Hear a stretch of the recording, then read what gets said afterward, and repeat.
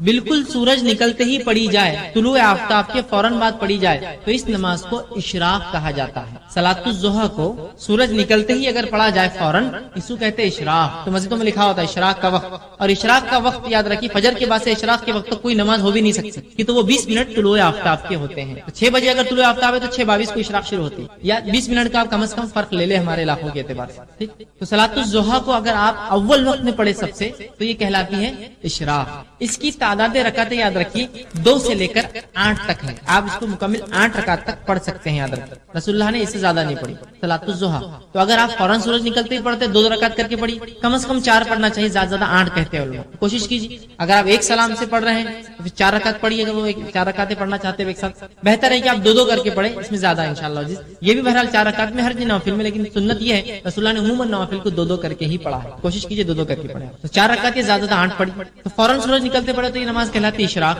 سورج نکلنے کے تھوڑی دیر بعد اگر آپ پڑھیں تو اسے کہتے ہیں چاشت، اور سورج اتنا اوپر آ جائے کہ زمین گرم ہو جائے، تپش شروع ہو جائے، تو اس وقت جو پڑھی جاتی ہے اس کو کہتے ہیں اوابین، ٹھیک۔ بہت سے لوگوں کا غلط فہمی ہے کہ چاشت یا جو نماز یا اوابین کے تعلق سے کہ یہ مغرب کے بعد ہوتی ہے، درست نہیں، یہ فجر کے بعد ہی ہے، یاد رکھیں ظہر سے پہلے، اور یہ نماز آپ کو زوال سے پہلے پڑھنا ہے۔ اشراق کہلائیں گے جب سورج نکلتے پڑھیں گے، بیچ میں کبھی پڑھیں گے تو چاشت، اور سورج جب ایسی بلندی پر آ جائے کہ گرم ہونا شروع ہو جائے زمین، اس کو کہتے ہیں اوابین جب پڑھ جائے۔ اوابین کہتے ہیں یہ اونٹوں کے بچے ہوتے ہیں جو کیا کرتے ہیں، صبح چونکہ رات میں بہت سردی ہوتی ہے، جو ہی سورج نکلتا ہے تو اونٹ کا بچہ کیا کرتا ہے، جب سورج نکلنا شروع ہوتا ہے جا کر ریت پر کھڑا ہو جاتا ہے، اور جب تک کھڑا ہوتا ہے جب تک کہ اس کو اتنی دھوپ نہ ملے کہ اس کے پیر گرم ہونے لگے۔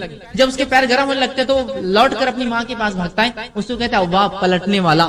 تو اونٹ کا بچہ پلٹ کر بھاگتا ہے اپنی ماں کے پاس کہ اب بہت گرم ہو گیا۔ اب ظاہر سی بات ہے ریت کو گرم ہونے اور اونٹ کے بچے کے کھر گرم ہونے کے لیے سورج اونچا ہونا ضروری ہے، اوپر آ جانا ضروری ہے، تبھی تو وہ تپش ہوں گی، جس کو ہمارے علاقے میں ہم کہیں گے 10 بجنا یا 11 بجنا، جب تپش صبح کی ہو جاتی ہے۔ اس کے بعد تو پھر زوال یاد رکھیے 11:30 ہوگا تو پھر تو زوال، پھر ہو گیا ٹائم ختم۔ تو آپ اس کو فجر کے بعد سے مطلب طلوع آفتاب سے لے کر زوال کے بیچ میں پڑھ سکتے ہیں۔ اول وقت میں پڑھی جائے تو اشراق، بیچ میں کبھی پڑھی جائے تو چاشت، اور آخر وقت میں 10:30 11 کے وقت تو یہ ہو جائے گا اوابین۔ اس کی رکعتیں یاد رکھیے 8 ہے زیادہ سے زیادہ، ٹھیک۔ آپ 4 کر کے 2 بار پڑھے، یا پھر 2 کر کے آپ جو 4 اور یا 8 تک آپ زیادہ سے زیادہ پڑھ سکتے۔ تو یہ رہا تیسری نفل نماز جس کا ہم اہتمام کر سکتے ہیں، اور تینوں ایک میں آگے بہرحال چاشت، اوابین اور جو ہے اشراق۔ تو ہے دور دور تک اس کو ولی مانتے ہیں، اس لیے میں وضاحت کر رہا ہوں۔ ایمان والا جیسا حق ہے، تقوی اختیار کرنے والا انسان اور سنت کے مطابق عمل کرتا۔ تو بہرحال اللہ تعالیٰ فرما رہا ہے جو میرے دوست سے دشمنی کرتا ہے میں اس سے اعلان جنگ۔ اب اندازہ لگا اللہ کا جو دوست ہوتا ہے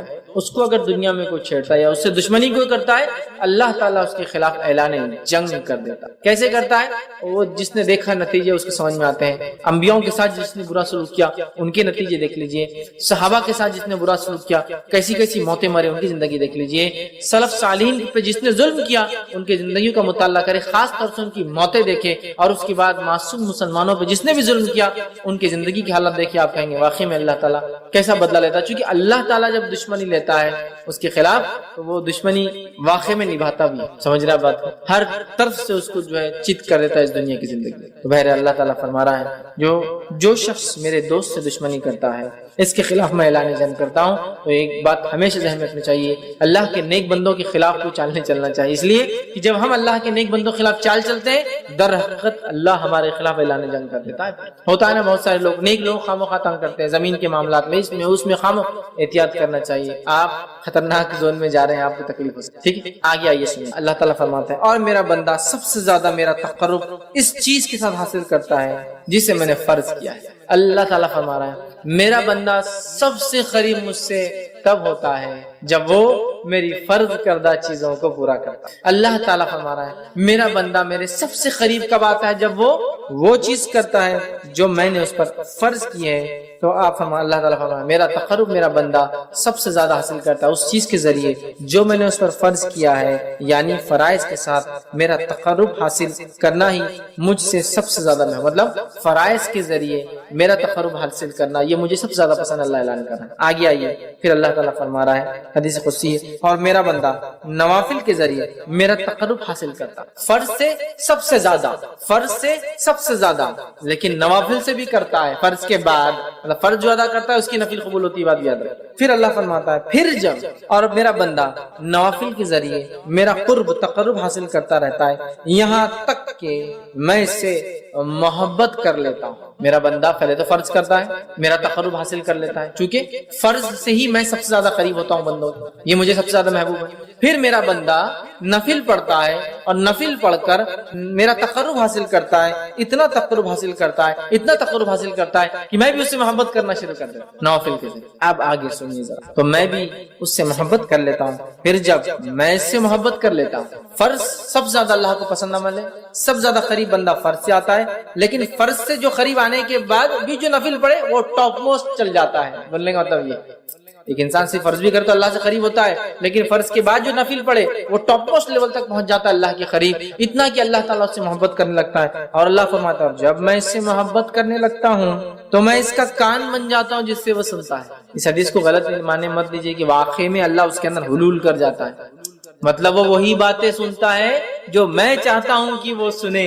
کوئی غلط بات نہیں سنتا۔ اللہ فرماتا ہے میں اس کا کان بن جاتا ہوں جس سے وہ سنتا ہے، اس کی آنکھ بن جاتا ہوں جس سے وہ دیکھتا ہے، اس کی آنکھ بن جاتا ہوں جس سے وہ دیکھتا ہے۔ عثمان بن عفان رضی اللہ عنہ فرمایا کرتے تھے کہ مومن کی فراست اس کی نظروں سے بچا کرو، اس لیے کہ مومن جو ہوتا ہے نا اس کی آنکھوں سے چیزوں کو پہچان لیتا ہے۔ بہت سارے سلف کے واقعات ہیں، لوگوں کو چہروں کو ان کے حالات دیکھ کر پہچان لیتے تھے کیا پرابلمس ہیں، اس لیے نہیں کہ ان کو غائب کہتا نعوذ باللہ، لیکن اللہ تعالیٰ نے ان کو وہ صلاحیت دے دی تھی۔ ہوتا ہے نا لوگ بولتے رہے ایک ڈاکٹر ہے ہاتھ لگا دے تشخیص کر لیتا ہے، چہرہ دیکھتے انہوں نے پہچان لیا کیا ہوگا، یا سوال کرتے دیکھو جواب وہی آیا جو سوال تھا حالانکہ اس میں یہ بات نہیں کہی گئی تھی، یہ ساری چیزیں ہوتی ہیں۔ ٹھیک ہے، تو یہاں دیکھیے اللہ کے رسول صلی اللہ علیہ وسلم کیا فرما رہے ہیں کہ اللہ تعالیٰ فرما رہا ہے میں اس کی آنکھ بن جاتا ہوں جس سے وہ دیکھتا ہے، اس کا ہاتھ بن جاتا ہوں جس کے ذریعے وہ پکڑتا ہے، مطلب وہی دیکھتا ہے جو اللہ چاہتا ہے، وہی سنتا ہے جو اللہ چاہتا ہے، وہی پکڑتا ہے جو اللہ چاہتا ہے۔ مطلب مومن ہر وہ کام نفل کے ذریعے اللہ سے محبت حاصل کر کے اللہ اس کے ریٹرن میں اس کو ہر وہ چیز کرواتا ہے جو اس کا رب اس سے صرف پسند کرتا ہے، اس کے علاوہ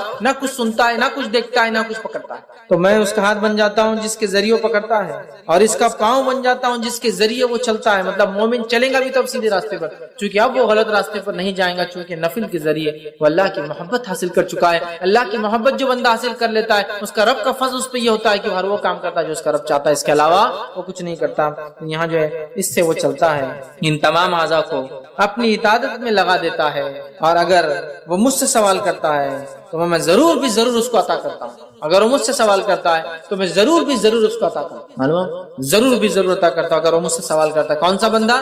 فرائض کے بعد نفل کا اہتمام کر کے رب سے محبت حاصل کر لینے والا بندہ، دیکھتا ہے تو وہی جو اس کا رب چاہتا ہے، سنتا ہے وہی جو اس کا رب چاہتا ہے، پکڑتا ہے وہی جو اس کا رب چاہتا ہے، چلتا ہے اسی راہ پر جس پہ رب چاہتا ہے، اور جب وہ مانگتا ہے تو اس کا رب اس کی جو ہے ضرور بھی ضرور اس کو عطا کر دیتا ہے۔ اور اگر وہ میری پناہ طلب کرے تو میں یقیناً اس کو پناہ دے دیتا ہوں، اور اگر وہ میری پناہ طلب کرتا ہے، دعا میں خاص دعا یاد رکھیں، پناہ مانگنا مصیبت کے وقت، تو اگر وہ میری پناہ مانگتا ہے تو میں اسے پناہ دے دیتا ہوں۔ سبحان اللہ، کتنے بڑے بڑے فضائل ہے نفل کو ادا کرنے کے، کتنے بڑے بڑے فضائل، اندازہ لگا ہے نا۔ اللہ کو سب سے زیادہ محبوب عمل لیکن کون سا ہے؟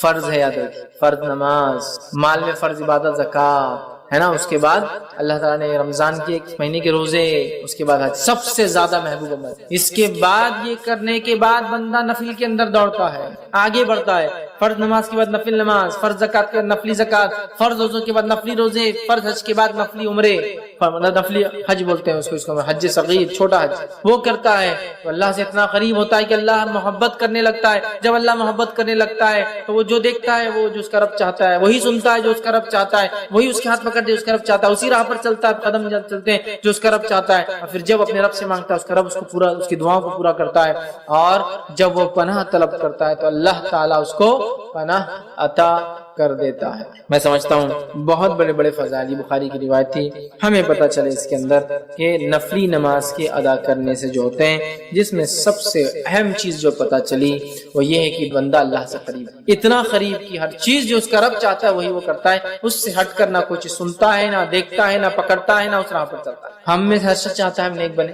اور پتہ نہیں لوگوں نے ولایت حاصل کرنے کی کون کون سے ذریعے بنا لیے، اور یہ اللہ کے ولی ہے، کیونکہ شروع میں اللہ نے کیا کہہ دیا کہ اللہ کے رسول فرماتے ہیں، اللہ تعالیٰ فرماتے جو شخص میرے دوست سے دشمنی کرتا ہے میں اس سے اعلان جنگ کرتا ہوں. اور پھر آگے اس کی بات صفت دوست کون ہے, فرائض کے ذریعے نزدیک پہنچتا ہے, نفل کر کے اللہ کا قرب اور محبت حاصل کر لیتا ہے, پھر نفل حاصل کر کے پھر وہ جو مانگتا اللہ پوری کر دیتا ہے, جب پناہ مانگتا اللہ پناہ دے دیتا ہے. ہم سب چاہتے ہیں نیک بنے, ہم سب چاہتے ہیں اللہ ہماری دعاؤں کو قبول کرے, ہم سب چاہتے ہیں کہ جب ہم اللہ سے جو مانگے اللہ دے دے. ہمیں بھی پھر اللہ تعالیٰ کو پہلے راضی کرنا. ارے دنیا کے اندر تو پتہ نہیں کتنی چاپلوسیاں لوگوں کو کرنا پڑتی چھوٹے چھوٹے کام نکالنے کے لیے. ہاں کتنی چاپلوسیاں کرنا پڑتی ہے. اللہ تعالیٰ آپ سے چاپلوسی نہیں چاہتا, اخلاص چاہتا ہے. اخلاص, چاپلوسی میں کیا ہوتا ہے, اخلاص نہیں ہوتا. اخلاص چاہتا ہے, اخلاص کے ساتھ فرض عبادت اور نفل میں اضافہ کرو, اللہ تعالیٰ ہم کو دے گا. بہت سے لوگ بولتے ہیں ارے یہ کیا بات ہوئی, کیا بات اللہ تعالیٰ دیں گا, تو اس کا مطلب یہ کہ ہم کو کوشش نہ کریں. کوشش کرنا ہے, لیکن تم لاکھ کوشش کرنے کے بعد بھی حاصل نہیں کر پاتے ہو نا چیزوں کو. لیکن جب اللہ کو ہم راضی کر لیں گے نا, تھوڑی کوششیں بڑے بڑے کام نکال دیں, تھوڑی کوششیں بڑے بڑے کام نکال دیں. اور اس کے بعد بھی اگر کوئی تکلیف آئے تو پھر وہ اللہ کی طرف سے آزمائش ہے. صبر کے ساتھ, استقامت کے ساتھ ڈٹ کر مقابلہ کیجیے. دنیا اور آخرت میں اس سے درجات بلند ہوں گے اور اجر ملے گا. سمجھ رہے ہیں بات؟ یہ بات کو سمجھنے کی ضرورت ہے, یہ بات کو سمجھنے کی ضرورت ہے. تو اللہ سے قریب ہونا ہے. دنیا میں ہم کام نکالنے کے لیے سب کچھ کرتے ہیں لوگوں سے. اگر ہم چاہتے ہیں کہ ہمارا کام عرش والا کر دے, دنیا کی ساری مصیبت, مشکلیں, پریشانی حل, اور موت کی اور موت کی بات کی اور آخرت وہ تمام چیزیں, تو پھر ہم جو ہے آسمان والے کو راضی کر لے. ہو سکتا ہے دنیا والے ناراض ہو جائے, اس سے کوئی مسئلہ نہیں, لیکن اللہ راضی ہو جائے. لیکن ہمارا معاملہ یہ کہ ہم اللہ کو ناراض کرنا چاہتے اور دنیا والوں کو راضی کرنا چاہتے, تو اللہ تعالیٰ بھی پھر انہی کے سامنے ہم کو جھکاتا رہتا. تو اللہ کے نیک بندوں کی صفت آ گئی. فرائض کا اہتمام کیجیے, فرائض کے اہتمام نفل میں اضافہ کیجیے. دیکھیے اللہ تعالیٰ کہ ہم دوست بن جاتے ہیں, دوست بن جاتے ہیں. ٹھیک ہے, تو اس کی ہم کوشش کریں کہ نوافل کو ہم زیادہ زیادہ کریں.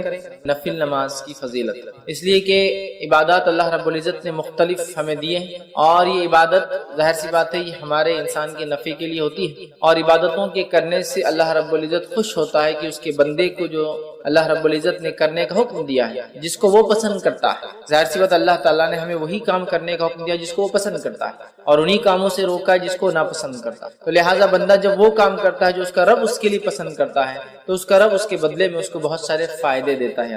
تو گویا عبادت کرنے سے ایک تو اللہ کی رضا حاصل ہوتی ہے, اور دوسرا ہمارا اپنا فائدہ ہوتا ہے. سمجھ رہے آپ؟ کوئی بھی عبادت جو ایک مومن بندہ اپنی زندگی میں کرتا ہے تو اس کا ایک فائدہ تو یہ ہے کہ وہ اپنے رب کو راضی کرتا ہے, اس کا رب اس سے خوش ہوتا ہے, اور پھر اس کو اجر الگ سے ملتا ہے. مطلب اللہ رب العزت جس عمل سے خوش ہوتا ہے, اگر وہ ہمیں کہہ دیتا ہے یہی کرو, تو ہمیں تو کرنا پڑتا ہے چاہے اجر ملے یا نہ ملے. لیکن ہمیں فائدہ یہ ہوتا ہے کہ ہم اللہ کی عبادت کرتے ہیں اور اس کے ساتھ ساتھ اجر اور فائدہ بھی اٹھاتے ہیں. تو لہٰذا ہمیں چاہیے کہ بالخصوص نفل نماز, اس لیے کہ ہم جانتے ہیں اسلام کے اندر جو بنیادیں ہیں, اس کے جو ارکان ہیں, وہ بنیادیں جس کو ہم کہتے ہیں عام زبان میں, وہ 5 ہیں. سب سے پہلے توحید ہے, اللہ کو ایک ماننا, شہادت جس کو کہتے ہیں. پھر اس کے بعد نماز قائم کرنا ہے نا. تو گویا اللہ کو ایک ماننے کے بعد جو سب سے اہم چیز ہے وہ ہے نماز قائم کرنا, اور اللہ رب العزت کو یہ بے انتہا پسندیدہ عبادت ہے, یاد رکھیے. اس لیے اللہ رب العزت نے اس کی بڑی اہمیت رکھی ہے. نماز کی تو ویسے یوں ہی بڑی اہمیت ہے, ہم سب جانتے ہیں کہ سارے اسلام کے ارکان یا احکام جو ہیں ان کا تعلق کہیں نہ کہیں چاند سے ہے. مطلب یہ کہ زکوٰۃ دینا ہے تو 1 سال گزر جائے, مطلب چاند 1 سال ہو جائے, 355 دن گزر جائے. اسی طرح حج کرنا ہے تو ایام جو دن کا ہم اعتبار مہینے کاؤنٹ کرتے ہیں وہ بھی چاند سے ہوتے ہیں. اسی طرح ہم دیکھیں تو عبادتوں کا تعلق جو ہے چاند سے ہوتا ہے. لیکن نماز ایک ایسی مخصوص عبادت ہے, اس کی فضیلت ہے کہ اس کا تعلق سورج سے ہے. معنی یہ کہ جب سورج نکلتا ہے اس سے پہلے ایک نماز پڑھنا ہے, سورج جب بیچ سے ہٹ جاتا ہے تو ایک نماز پڑھنا ہے, ڈوبنے سے کچھ وقت پہلے ایک نماز پڑھنا ہے, ڈوبنے کے بعد ایک پڑھنا ہے, ڈوبنے کے بعد کچھ دیر بعد ایک اور پڑھنا ہے. مطلب اس کا تعلق سورج سے ہے نا. نماز ایک ایسی اہم عبادت ہے کہ ساری عبادتوں کو بھیجا گیا. روزے کا حکم آیا, اسی طرح زکوٰۃ کا حکم آیا, حج کا حکم آیا, لیکن نماز کو اگر آپ دیکھیں تو یہ بلا کر دی. تو یہ بہت اہم ہے. تو نماز ویسے ہی بڑی اہم عبادت, لیکن آج میں جس عبادت کے تعلق سے بات کر رہا ہوں وہ نفل نماز ہے. مطلب نماز میں وہ نماز جو ہم پر فرض نہیں ہے, اور جو بھی نماز ہم پر فرض نہیں, یاد رکھیے, وہ نفل میں شامل ہوتی ہے. جو بھی نماز فرض نہیں وہ نفل میں. تو لہٰذا ہم جو ہے اللہ کا قرب حاصل کرے عبادت کے ذریعے. ایک تو اس سے ہم اللہ کے قریب ہوتے ہیں, اور دوسرا فائدہ یہ ہوتا ہے ہمیں اجر اور ثواب ملتا ہے. آخرت کے اعتبار سے بہت ساری خوبیاں اور بھلائیاں مجھے اور آپ کو حاصل ہوتی, یاد رکھیے. تو لہٰذا ہم کوشش کریں کہ خوب ڈٹ کر ہم اللہ تعالیٰ کی عبادت کریں, خوب ڈٹ کر, جتنا ہو سکتا ہے, جیسے ہو سکتا ہے, اللہ کی عبادت کرنے کی ہم کوشش کریں, اس لیے کہ ہمارا رب اس سے راضی ہوتا ہے ہم سے, اور بہت سارے دوسرے فائدے بھی ہمیں ملتے ہیں. تو آئیے آج جو میں آپ کے سامنے بات رکھوں گا وہ ہے نفل نماز کی فضیلت, کہ نفل نماز کے پڑھنے سے کیا فائدے ہوتے ہیں. فضیلت سے آپ بات سمجھیں, اس سے کیا فوائد ملتے ہیں, کیا چیزیں انسان کو حاصل ہوتی ہے دنیاوی اعتبار سے, اخروی اعتبار سے. ٹھیک ہے, تو آئیے نفل نماز کی کیا فضیلت ہے, اس سے کیا فائدے حاصل ہوتے ہیں, وہ میں آج آپ کے سامنے چند فائدے نفل نماز کے رکھوں گا، لیکن یقیناً یہی فائدے نہیں ہیں، اس کے علاوہ بھی بہت سارے فائدے قرآن اور سنت میں آتے ہیں۔ جب انسان کسی عبادت کو جو اس پر فرض نہیں ہے وہ کرتا ہے، اس کا رب اس سے راضی ہوتا ہے، ٹھیک ہے؟ تو لہٰذا یہی وہ عبادت نہیں ہے، ٹھیک ہے؟ مطلب نفل کے صرف یہی فضائل نہیں ہے، اس کے علاوہ بھی نفل کے جو ہے کئی فضائل جو ہیں کتاب اور سنت کے اندر آتے ہیں، لیکن اس میں سے کچھ چنندہ فضائل میں آج آپ کے سامنے رکھنے کی انشاءاللہ جو ہے کوشش کروں گا۔ تو آئیے اپنے عنوان کو ہم آگے لے کر چلتے ہیں اور چند فضائل دیکھتے ہیں۔ اس سے پہلے ہم نفل کسے کہتے ہیں وہ دیکھ لیتے ہیں۔ تو نفل اس کام کو کہتے ہیں جو ایک مسلمان پر فرض نہ ہو، نفل اس کام کو کہتے ہیں جو ایک مسلمان پر فرض نہ ہو اور اپنی خوشی سے اس کام کو وہ انجام دے، سمجھ رہے ہیں؟ تو نمازوں کی دو قسمیں ہوتی ہیں، ایک فرض نماز اور دوسری نفل نماز۔ اس نفل میں سنت بھی شامل ہے، اس نفل میں سنت موقعہ شامل ہے، اس نفل میں وطر شامل ہے، اس نفل میں چاش، توابین اور جو نماز تہجد اور جتنی نمازیں سب اس میں شامل ہیں، سمجھا بات؟ تو نمازوں کی دو ہی قسمیں ہوتی ہیں، فرض اور نفل۔ نفل کے اندر پھر بہت ساری اقسام ہیں، وہ نفل جو اللہ کے رسول نے کبھی پڑھی اور کبھی چھوڑی وہ سنت بن گئی، وہ نفل جس کو ہمیشہ پڑھا وہ سنت موقعہ بن گئی، سمجھ رہے ہیں؟ تو نفل اور فرض، تو وہ نماز جو ہم پر فرض نہیں ہے اور ایک مومن جو ہے پڑھتا ہے تو وہ نفل میں کاؤنٹ ہوتی ہے۔ پھر اس کے اندر ساری چیزیں آپ کو کر لیں۔ اللہ رب العزت نے قرآن میں سورہ بقرہ سورہ نمبر 2 آیت نمبر 184 میں 184 میں اللہ نے فرمایا کہا فمن تطوع خیرا فهو خیر له، کہ اللہ فرماتا کہتا ہے اور جو شخص اپنی خوشی سے زیادہ بھلائی کرے تو اس کے لیے بہتر ہے۔ مطلب نفل کا معنی یہ ہے کہ وہ عمل جو انسان خوشی سے کرے جو اس کو آخرت کے اعتبار سے خیر لائے۔ تو نفل میں سمجھتا ہوں یہ بات اس کی واضح ہو گئی کہ وہ چیز جو فرض سے ہٹ کر ہو اور بندہ جو ہے اللہ تعالیٰ کو راضی کرنے کے لیے جو عمل کرتا ہے اس کو جو ہے نفل کہتے ہیں، یاد رکھیے۔ اور اس اعتبار سے تمام نمازیں جو فرض سے ہٹ کر ہے اس میں شامل ہوتی ہے، اور فرض نمازوں کی جو رکعتیں ہوتی ہے وہ 17 رکعتیں ہوتی ہے، یاد رکھیے، جو ہم پر فرض ہیں۔ فجر کی 2 رکعت، ظہر کی 4 رکعت، عصر کی 4 رکعت، مغرب کی 3 رکعت اور عشاء کی 4 رکعت، کل ہوئی یہ جو ہے 17 رکعتیں، یاد رکھیے۔ یہ ہم پر جو ہے فرض ہے، یاد رکھیے اتنی رکعتیں، ٹھیک۔ اور اس کے علاوہ جو ہم پڑھتے ہیں وہ نفل ہے، اور نفل کی مختلف اقسام یاد رکھیے، اور بہت ساری نمازیں ہیں جو نبی اکرم صلی اللہ علیہ وسلم نے ہمیں بتائی جو نفل ہے اور جس کے بڑے ثواب جو احادیث کے اندر آتے ہیں، یاد رکھیے۔ چاہے پھر وہ فجر کے بعد جو ہے صلاۃ الضحیٰ کا معاملہ ہو، اشراق، چاشت یا اوابین جسے کہا جاتا ہے، یا اس کے بعد مختلف نمازیں جو نمازوں سے پہلے اور نمازوں کے بعد پڑھی جاتی ہو، یا اس کے علاوہ بھی انسان جو زائد اپنے طرف سے کرنا چاہے، یہ ساری چیزیں نفل اور اس کے بڑے ثواب ہیں، بڑا اجر ہے، یاد رکھیے۔ بھائی نفل نماز کے کیا فضائل؟ تو چند فضیلتیں آپ کے سامنے، میں 2 سے 5 ایسی فضیلتیں جو رکھتا ہوں، بہت زیادہ نہیں، تاکہ اس سے نفل نماز کی ہمیں پتہ چلے۔ اور الحمدللہ ایک موسم ہم پر آنے والا ہے، ابھی ہم لیکچر لے رہے ہیں، یہ رمضان سے پہلے کا وقت ہے، رمضان ہمارے قریب ہے۔ اب اگر اس بات کو ہم سمجھ کے نفل نمازوں کی اضافہ یا زیادتی رمضان کے ماہ میں کرتے ہیں تو یوں ہی یہ ماہ جو ہے بہت خیر اور بہت برکت والا ہے، پھر اس کے اندر قدر و منزلت والی ایک رات بھی آتی ہے۔ تو اگر نفل کا اضافہ ہم کریں نمازوں میں تو ایک تو رمضان کا مہینہ، پھر قدر کی رات، اور چونکہ قدر تو تلاش کرنا ہے، 5 راتوں میں سے ایک رات ہے، تو ان راتوں میں اگر ہم یہ عبادت کریں تو یہ بڑی افضل عبادت یاد رکھیں۔ لیکن یہ صرف رمضان کی حد تک نہیں ہے، چونکہ رمضان سامنے ہے اس لیے میں اس کا ذکر کر رہا ہوں، یہ تو رمضان اور غیر رمضان ہر ماہ میں، ہر مہینے میں، ہر گھڑی میں کی جا سکتی ہے، ٹھیک ہے، سوائے ان گھڑیوں کو چھوڑ کر جس کے تعلق سے ممانعت ہے، باقی ہر وقت میں نماز پڑھی جا سکتی ہے، یاد رکھیں۔ تو آئیے نفل نماز کی کیا فضائل ہے وہ ہم دیکھتے ہیں۔ سب سے پہلے تو یہ بات طے ہے کہ نماز توحید کے بعد سب سے اہم ارکان ہے یا رکن ہے اسلام کا، یاد رکھیں، یہ سب سے اہم چیز ہے، اور اس بات کا پتہ اس حدیث سے بھی پتہ چلتا ہے، اور یہ ایک فضیلت بھی ہے اس کی۔ فضیلت یہ ہے کہ فرض نماز اگر مکمل نہ ہو تو نوافل اس فرض کے نقص کو ختم کر دیں گے انشاءاللہ، یا اس کی بھرپائی کر دیں گے۔ نفل نماز کی پہلی فضیلت یہ کہ اگر فرض نماز میں کوئی کمی بندے سے ہو جائے تو اس کے نقص کی بھرپائی کر دیں گی، اور یہ کتنی اہم ہے وہ بات بھی اس سے پتہ چلتی ہے حدیث کے اندر۔ یہ حدیث کے اندر آئی حدیث اس طرح سے، اور نبی اکرم صلی اللہ علیہ وسلم فرماتے ہیں، اور تمیم الداری رضی اللہ عنہ اس حدیث کے راوی وہ کہتے ہیں اور فرماتے ہیں، اور یہ روایت ابو داؤد اور جو ہے ابن ماجہ اور جو ہے سلسلۃ الاحادیث صحیحہ کے اندر موجود ہے۔ آپ صلی اللہ علیہ وسلم فرماتے ہیں روز قیامت بندے سے جس چیز کا سب سے پہلے حساب لیا جائے گا وہ اس کی نماز ہے۔ روز قیامت بندے سے سب سے پہلے جس چیز کا حساب لیا جائے گا وہ اس کی نماز ہے۔ تو اس سے میں سمجھتا ہوں حدیث میں فضیلت کے ساتھ ساتھ نماز کی اہمیت بھی شامل ہے کہ سب سے پہلے حساب روز قیامت جو مجھے اور آپ کو اللہ تعالیٰ کے سامنے دینا ہے وہ حساب کس چیز کا ہوگا؟ صلاح، نماز کا ہونے والا ہے۔ تو نبی اکرم صلی اللہ علیہ وسلم فرما رہے روز قیامت بندے سے جس چیز کا سب سے پہلے حساب لیا جائے گا وہ اس کی نماز ہوگی، اگر اس نے اسے مکمل کیا ہوگا تو اس کے لیے مکمل لکھ دی جائیں گی، اگر کمپلیٹلی اس نے ادا کیا ہوگا وہ لکھ دی جائیں گی۔ پھر نبی اکرم صلی اللہ علیہ وسلم فرماتے ہیں اور اگر اس نے اسے مکمل نہیں کیا ہوگا تو اللہ تعالیٰ فرشتوں کو حکم دیں گا ذرا دیکھو میرے بندے نے کوئی نفل نماز بھی پڑھی ہے، ذرا دیکھو میرے بندے نے کیا کوئی نفل نماز بھی پڑھی ہے یا نہیں، ٹھیک ہے۔ اگر نفل نماز پڑھی ہے تو اس کے ذریعے اس کے فرض نمازوں کو مکمل کر دو، پھر زکوٰۃ کا اور اس کے بعد تمام اعمال کا بھی حساب اسی طرح سے لیا جائے گا۔ اور نماز اور نفل نماز کی فضیلت میں جو پہلی بات آ رہی ہے وہ یہ ہے کہ روز قیامت سب سے پہلے حساب فرض نمازوں کا ہونے والا ہے۔ اگر فرض نمازوں میں کوئی کوتاہی اور کمی ہوں گی تو اللہ تعالیٰ فرشتوں کو کہیں گا کہ اس بندے نے میرے کوئی نفل پڑھی ہے، لاؤ۔ فرشتے اس کا نام اعمال دیکھیں گے، اگر نفل پڑھی ہوں گی تو لائی جائیں گی، اور وہ نفل انشاءاللہ العزیز ہماری فرض کی کوتاہیوں، کمزوریوں، کمی، نقص کو پورا کر دیں گے۔ اور اس کے بعد دیگر اعمال، زکوٰۃ اور دیگر اعمال۔ اس کے علاوہ رات میں نمازیں آپ پڑھا کرتے تھے، بلکہ ایک راوی کہتے ہیں جب رات میں دیکھو نبی اکرم صلی اللہ علیہ وسلم کو نماز پڑھتے ہوئے دیکھا گیا، عشاء کے بعد، رات کے بیچ میں اور فجر سے پہلے، مطلب ساری رات نبی اکرم صلی اللہ علیہ وسلم نماز الگ الگ وقتوں میں آپ پڑھتے رہے۔ کچھ محدثین لکھتے ہیں اس کا معنی ہے کہ اللہ کے رسول صلی اللہ علیہ وسلم تہجد ایک وقت میں نہیں پڑھتے تھے، مختلف اوقات میں رات کے پڑھتے تھے، سمجھ رہا؟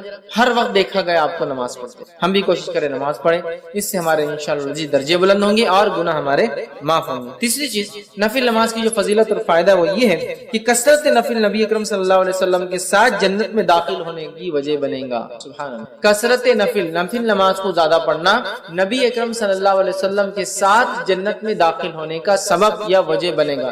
کتنی بڑی بات ہے۔ آئیے حدیث اس طرح سے ربی بن کعب اسلمی رضی اللہ عنہ فرماتے اور کہتے ہیں، یہ صحیح مسلم کی روایت ہے، آپ نے فرمایا اور کہا کہ ایک مرتبہ وہ رسول اکرم صلی اللہ علیہ وسلم کے ساتھ خدمت میں تھے رات میں، اور نبی اکرم صلی اللہ علیہ وسلم جب رات میں اٹھے تو اس رات آپ نے وضو کا انتظام کیا رسول اللہ صلی اللہ علیہ وسلم کے، اور جو چیزیں اللہ کے رسول صلی اللہ علیہ وسلم کو لگتی تھی وہ ساری چیزوں کا انتظام کیا۔ تب نبی اکرم صلی اللہ علیہ وسلم نے ان سے ایک سوال کیا، اور سوال کر کے یہ کہا اور فرمایا اللہ کے رسول نے کہ سوال کرو۔ میں نے کہا، مطلب آپ صلی اللہ علیہ وسلم سے کہا سوال کرو مجھ سے۔ وہ رات میں اٹھتے تھے، نبی اکرم صلی اللہ علیہ وسلم کی خدمت کرتے تھے۔ ایک رات جب انہوں نے پانی وضو کا تیار کیا، نبی اکرم صلی اللہ علیہ وسلم کی ضرورت کی چیزیں تیار کی، تب نبی اکرم صلی اللہ علیہ وسلم نے ان سے کہا سوال کرو، سوال کرو مجھ سے، مانگو مجھ سے کیا چاہتے ہو تاکہ میں تمہارے لیے دعا کروں۔ تو انہوں نے کہا اور کہا کہ میں آپ صلی اللہ علیہ وسلم سے اس بات کا سوال کرتا ہوں، میں جنت میں آپ کے ساتھ داخل۔ تو میرا سوال آپ سے یہ جو آپ مجھے سوال کرو، میرا سوال یہ ہے کہ میں چاہتا ہوں کہ آپ اللہ سے دعا کریں کہ میں جنت میں آپ کے ساتھ داخل۔ آپ صلی اللہ علیہ وسلم نے فرمایا کوئی اور سوال؟ تو انہوں نے کہا بس یہی میرا ایک سوال ہے، یہی آپ دعا کر دیجیے اللہ سے۔ آپ صلی اللہ علیہ وسلم نے فرمایا تم کثرت سے سجود کے ذریعے اپنی نفس پر میری مدد کرو، مطلب اگر تم چاہتے ہو کہ تمہاری یہ دعا قبول ہو تو تم کثرت سے سجود، کثرت سے نفل نماز پڑھو، تو انشاءاللہ عزیز میں تمہارے لیے پھر یہ دعا کروں گا، یا یہ نماز تمہارے لیے انشاءاللہ وسیلہ بن جائیں گی میری دعا کے ساتھ کہ تم جنت میں میرے ساتھ جاؤ۔ تو نبی اکرم صلی اللہ علیہ وسلم کے ساتھ جنت میں جانے کا وسیلہ اور طریقہ وہ یہ ہے کہ ہم کثرت سے سجدے کریں، اور کثرت سجود سے یہاں مراد نفل نماز میں اضافہ ہے، سمجھ رہا؟ کثرت سجود سے مراد نہیں کہ آپ الگ سے سجدے کریں نماز کی، نماز سے الگ بھی سجدے ہوتے ہیں، سجدہ تلاوت ہوتا ہے، سجدہ شکر ہوتا ہے، لیکن اس کے علاوہ کوئی سجدہ نہیں نماز سے ہٹتا، ٹھیک ہے؟ تو یہاں کثرت سجود سے مانا نفل نماز پڑھو، اور نمازوں میں ظاہر سی بات ہے سجدے آتے ہیں، ہر رکعت میں 2 سجدے آتے ہیں، ٹھیک ہے؟ تو کثرت سجود سے میری مدد کرو، تم چاہتے ہو جو تم نے کہا کہ تم میرے ساتھ جنت میں جاؤ، تو پھر تم میری مدد ایسے کرو کہ میں تو دعا کروں گا تمہارے لیے، لیکن تمہیں جو اعمال کرنا پڑے گا وہ عمل یہ کہ کثرت سجود۔ تو یہاں دیکھ رہے ہیں آپ کہ کثرت سجود مطلب نفل نماز کے اضافے کو نبی اکرم صلی اللہ علیہ وسلم نے جنت میں ساتھ جانے کی وجہ بتائی۔ نبی اکرم صلی اللہ علیہ وسلم کے ساتھ جنت میں جانے کی وجہ ایک یہ ہے کہ کثرت سجود، سجدے کثرت سے کرنا، تاکہ انسان کا درجہ بلند ہوتا ہے، وہ اپنے رب سے جو ہے قریب سے قریب تر ہو جاتا ہے۔ ٹھیک، آئیے نفل نماز کا ایک اور فائدہ دیکھتے ہیں، وہ یہ ہے نماز نفل جو ہے سب سے افضل عمل ہے۔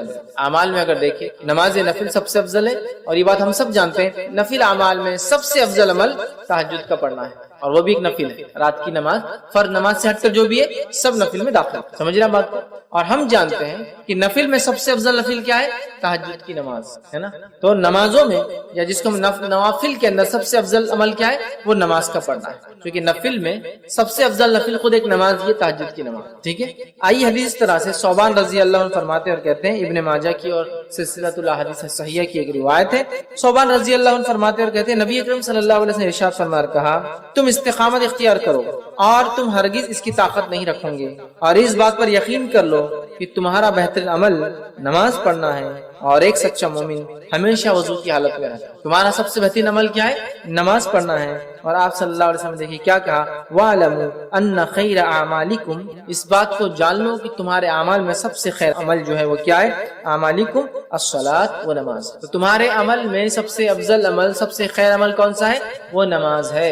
اسی لیے میں نے کہا نوافل میں سب سے افضل نفل نماز ہے، کیونکہ ہم خود جانتے ہیں تہجد سب سے افضل نفل ہے، وہ بھی ایک نماز ہے۔ تو ہمیں اس میں بہت بڑھ چڑھ کر حصہ لینا ہوگا، اس لیے کہ آپ صلی اللہ علیہ وسلم کیا فرما رہے ہیں کہ اور تم اس بات کو یقین کر لو کہ تمہارا بہترین عمل نماز کا پڑھنا ہے، اور پھر فرمایا ایک سچا مومن ہمیشہ وضو کی حالت میں۔ دو باتیں پتہ چلی، ایک تو نفل نماز کی اہمیت کہ نفل نماز کا فائدہ یہ پتہ چل رہا ہے کہ نفل نماز سب سے خیر ہے جو عمل ہم کرتے ہیں، نفل نماز سب سے خیر عمل ہے جو ہم کرتے ہیں۔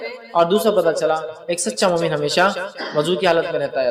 ہمیں چاہیے کوشش کریں ہم وضو سے رہیں، اور یاد رکھیے وضو ایک مستقل عبادت ہے، وضو ایک مستقل عبادت ہے۔ اس کا کیا معنی ہے؟ اس کا معنی یہ ہوا کہ وضو ہر حال میں کیا جا سکتا ہے۔ یہ الگ بات ہے کہ کچھ وضو سے نماز نہیں پڑھی جائیں گی کیونکہ آپ اس حالت میں ہوتے کہ نماز پڑھی جائے، کیونکہ آپ کو غسل نہیں ہے، لیکن اس حالت میں وضو کیا جائے گا کیونکہ وضو ایک مستقل عبادت ہے۔ اس کی دلیل نبی اکرم صلی اللہ علیہ وسلم کے تعلق سے آتا ہے کہ نبی اکرم صلی اللہ علیہ وسلم جب جنوبی حالت میں ہوتے آپ پر غسل واجب ہوتا، اور اس کے بعد آپ نہاتے نہیں، لیکن صبح اٹھ کے نہانے والے ہوتے تو آپ وضو کر کے سوتے۔ اگر وضو خالی نماز کے لیے خاص ہوتا، الگ سے عبادت نہیں ہوتی، تو آپ صلی اللہ علیہ وسلم وضو کرنے کی کیا ضرورت ہے سونے سے۔ اسی طرح آپ صلی اللہ علیہ وسلم دیکھا گیا کہ آپ جنوبی حالت میں ہوتے اور کچھ کھانا پینا چاہتے تو آپ وضو کرتے اور پھر کچھ کھاتے اور پیتے۔ اسی طرح آپ جنوبی حالت میں ہوتے اور صبح فجر میں اٹھ کے غسل لینا چاہتے تو آپ وضو کر سوتے۔ تو جب ایک انسان کو غسل ہی نہیں ہے پھر بھی وضو کیا جا رہا ہے، اس کا مطلب وضو ایک مستقل عبادت ہے، ٹھیک ہے۔ تو کہا سچا مومن ہمیشہ وضو سے رہتا ہے۔ تو یہ ایک مومن کے سچا ہونے کی علامت ہے کہ بغیر وضو کے وہ نہیں رہتا ہے۔ اور باوضو رہنے کے کیا فائدے میں سمجھتا ہوں آپ سب جانتے ہیں، انشاءاللہ پھر کئی موقع ملا تو وضو کے کیا فائدے ہم دیکھیں گے، لیکن یہ بڑی اہم چیز ہے، یاد رکھیے وضو۔ سچا مومن وضو سے رہتا ہے، اور تمہارے اعمال میں خیر عمل نماز ہے۔ ظاہر سی بات ہے یہ نفل کی بات ہے، فرض تو فرضی ہے، اس کو بولنے کی ضرورت ہے۔ اور خیر جب یہاں کہا جا رہا تھا فرض کے بعد ہے، تو آپ سمجھیں گے فرض سے بھی آگے جا رہی ہے نفل، نہیں۔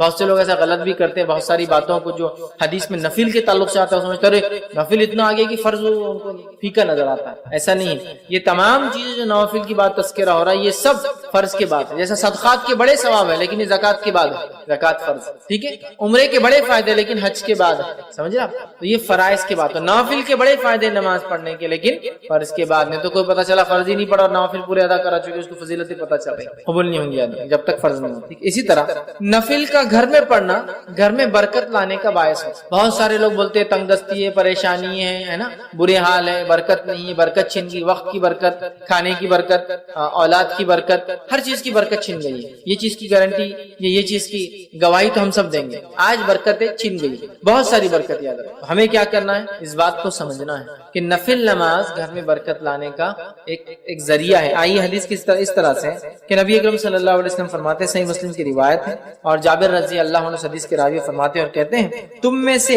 آپ صلی اللہ علیہ وسلم فرمایا، وہ کہتے ہیں آپ نے فرمایا تم میں سے کوئی شخص جب مسجد میں نماز پڑھے تو اپنی نماز کا کچھ حصہ اپنے گھر کے لیے بھی رکھے، کیونکہ گھر میں کچھ نماز ادا کرنے سے اللہ تعالیٰ گھر میں خیر و بھلائی کو لاتا ہے، خیر کو لاتا ہے، برکت کو لاتا ہے۔ آپ سن کیا فرما رہے ہیں؟ تم میں سے ہر شخص پوری نماز یہاں نہ پڑھ لے، کچھ نماز کو باقی رکھے، اور کہاں جا کے پڑھے؟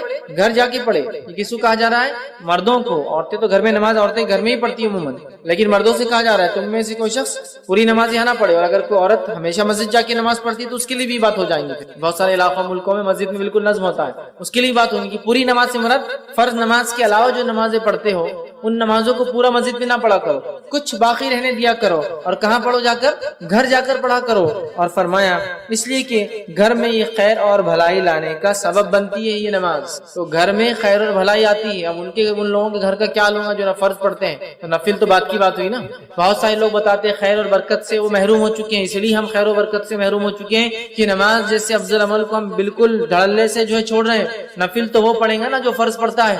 تو آج فرض کا کیا حال ہے؟ کتنے فرض مسلمان نماز پڑھ رہے ہیں مجھے بتانے کی بہرحال ضرورت نہیں ہے۔ زیادہ سے زیادہ جو نماز سب سے زیادہ دن میں پڑھی جاتی ہے جو مردوں کا حال ہے، عورتوں کا نہیں جانتا ہوں میں، مردوں کا حال ہے وہی مغرب کی نماز پڑھی جاتی ہے، کیونکہ مسجد بھری ہوتی ہے، اس سے اندازہ ہو جاتا ہے کہ مغرب سب سے زیادہ پڑھی جاتی ہے۔ کیوں مغرب پڑھتے؟ شاید اس لیے کہ اذان کے بعد وقت کم ہوتا ہے تو شیطان کو موقع نہیں ملتا شاید بہکانے کا، فوراً وضو کیا اور نماز ہو گئی۔ اس کے علاوہ نمازوں میں آپ کو لوگ اتنی تعداد میں نظر نہیں آئیں گے، سب سے کم فجر میں، اس کے بعد تھوڑی تعداد ظہر میں آپ کو ملیں گے، اس کے بعد گرمی اگر زیادہ ہے تو اثر میں کم ملیں گے، اور گرمی اگر کم ہے تو اثر میں بھی تھوڑی اور بڑھ جائیں گی تعداد، اور مغرب میں سب سے زیادہ، اور عشاء کے اندر پڑھ لیا نہیں پڑھ لیا۔ عشاء اور فجر کا عموماً کبھی کبھار ایک جیسا ہوتا ہے سوائے بازاروں کو چھوڑ کے، بازاروں میں عشاء میں بھی کافی لوگ ہوتے ہیں چونکہ وہاں سارے لوگ جمع ہوتے ہیں، لیکن عموماً اکثر علاقوں میں جہاں آبادیاں نہیں ہیں عشاء اور فجر کا حال کچھ ایک جیسے ہی نظر آتا ہے، تھوڑی تھوڑی پبلک بس تھوڑے بہت، جیسا جو محلوں کے اندر مسجدیں ہیں فجر میں 10-15 تو عشاء میں 10-15، یہ حال ہے۔ تو اندازہ لگائیے کتنے بڑے خیر سے محروم ہے۔ جب نفل خیر لا سکتا ہے تو فرض کیا کیا لاتا ہوں گا؟